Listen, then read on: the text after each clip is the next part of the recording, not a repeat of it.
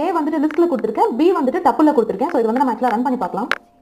So இப்போ run பண்ணும்போது பார்த்தீங்கன்னா நமக்கு ஆல்மோஸ்ட் அவுட்புட் அதே மாதிரி தான் வந்திருக்கு. ஸோ இதுல நம்ம என்ன தெரிஞ்சுக்கலாம் அப்படின்னா, ஏ ஒரு வேரியபிள் வந்துட்டு நம்ம லிஸ்ட் ஆகும். ஸோ இன்னொரு வேரியபிள் நம்ம வந்து டப்புலா கொடுத்துட்டு நம்ம வந்து டிக்ஷனரியா கன்வெர்ட் பண்ண சொன்னோம் அப்படின்னாலும் நம்மளுக்கு வந்துட்டு டிக்ஷனரியா கன்வெர்ட் பண்ணி நம்மளுக்கு அவுட்புட் வந்து கொடுக்கும்.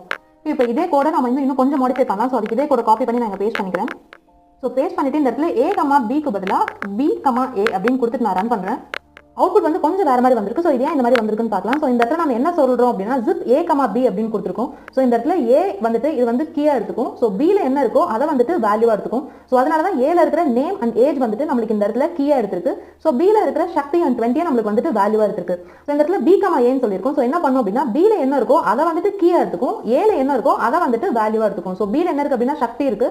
ஸோ சக்தி நம்மளுக்கு கீயா எடுத்திருக்கு. அப்புறம் Bல 20 இருக்கு. ஸோ 20 நம்மளுக்கு வந்து கீயா எடுத்திருக்கு. ஸோ அதே மாதிரி Aல வந்துட்டு வேல்யூவா எடுக்கும்.